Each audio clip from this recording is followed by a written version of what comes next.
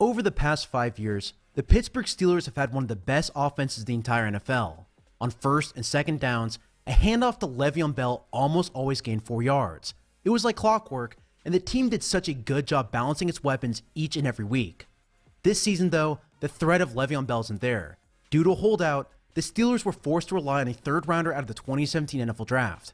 That player is James Conner, a Pennsylvania native who went to school locally and overcame cancer in order to have a shot in the NFL. Now, I'll be honest with you, based on my understanding of the Steelers scheme, I expected him to have a decent year. However, nobody, and definitely not I, will ever claim that they knew he was going to perform this well this season. In his first year as a featured back, he's averaging over 4.5 yards per carry. Additionally, he's become a consistent threat of the backfield, gaining another 450 yards in the process. Due to this breakout performance, it's made many people question just how valuable Le'Veon Bell is. If he was this easily replaceable in the same exact scheme, how can he possibly demand so much money? While that's a reasonable question, and we'll talk about that throughout this video, I wanted to break down what makes each of these running backs so successful. And before you say, Sam, it's the blocking, you could literally put anybody back there and they'll be good. To that, I say you're wrong. Yes, the blocking is good, but both these running backs are very talented and are creating more yards for their offense. Let's begin this breakdown by looking at James Conner. After studying him on film, I love the way he runs. He's a very decisive runner and he's very quick at getting to the second level. He doesn't waste a lot of extra movement, and in space he can definitely make a guy miss. Now, after watching all of his carries in detail, I think my favorite trait that he has going for him is his balance and power through contact.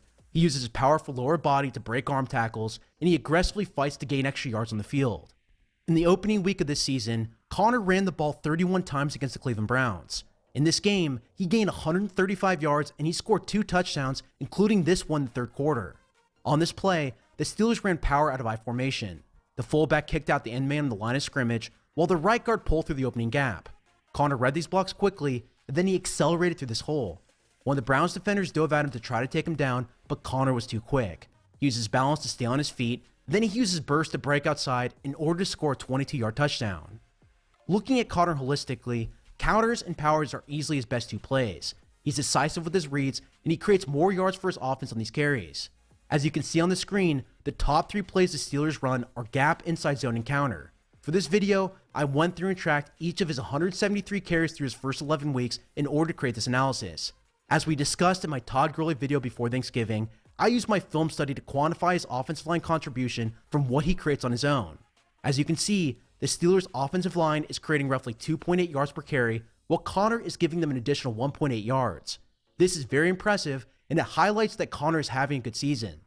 Now, to drive this point home that Conner is a good running back independent of his offensive line, here's a comparison between him and many people's favorite running back, Todd Gurley. Both these running backs are averaging the same number of yards independent of their offensive line. So it stands to reason that if you think Gurley is having a good year, you should also think the same for Conner. They are both good running backs, and while neither in my opinion should win the MVP, they are both great weapons for their respective teams. Moving on, let's talk a little bit about Le'Veon Bell. For this analysis, I actually went back to his 2016 season in order to track his plays. Now, I didn't use his 2017 season because that was his holdout year, and after asking a bunch of Steelers fans, most agreed that this season is the one that everybody will be talking about to determine his value. Looking at him as a player, you can't not be impressed with how he sets up his cuts. He's light on his feet, and he uses his patience in order to get by the defensive line. The one thing that I really like about him is how he'll go from standing completely vertically and down instantly to a forward burst to accelerate through his holes. It's a lot of fun to watch, and he's a very good do-it-all type of running back for his team. Another thing that really impressed me about Bell is that over the course of his career, he's only fumbled 6 times. Compare his fumble rate of once every 204 carries versus a guy like James Conner, who is currently at once every 73. This is really impressive that he has this level of ball security. Looking over his tape, one of my favorite runs came against the Chiefs in the fourth quarter. This was a third down run, and Bell gained 44 yards by combining his vision and quickness to set up blocks down the field.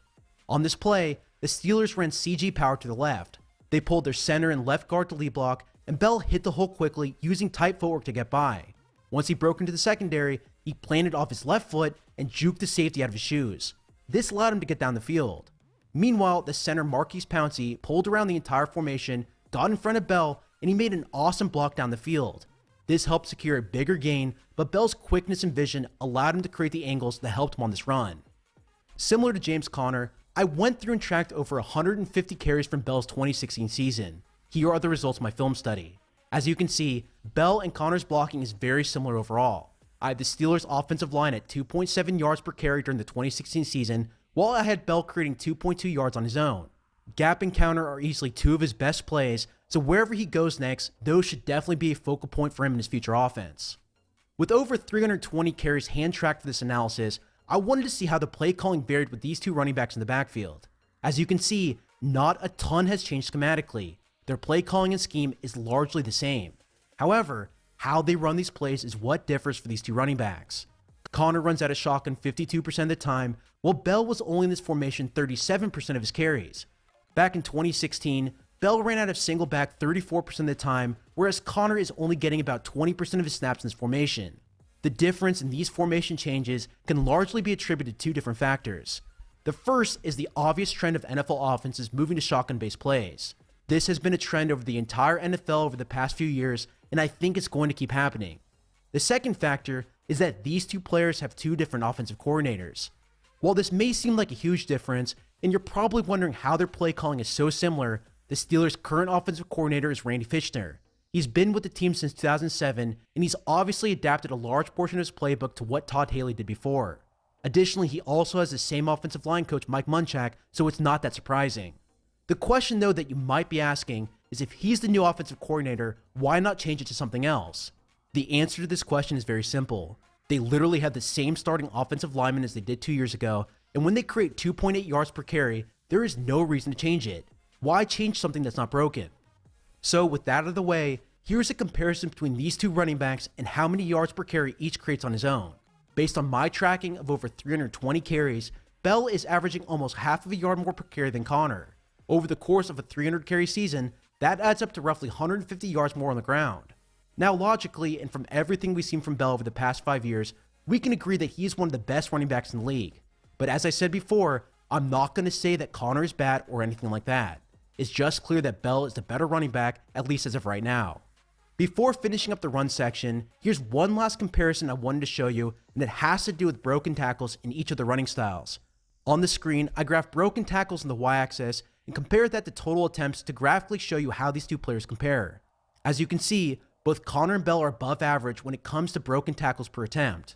Connor with the green dot, though, is creating more missed tackles than Bell. Now, if Bell has a higher number of yards created on his own, why is Connor superior in this trade? The answer for this has to do with the running style. While yards after contact and broken tackles are good base level stats, they don't factor everything to the analysis. You have to look at plays where the running back uses vision to bounce outside and other plays where he set up his block but didn't get touched. This is what Bell does well, whereas Connor is an incredible bulldozer where he fights through tackles to gain his yards.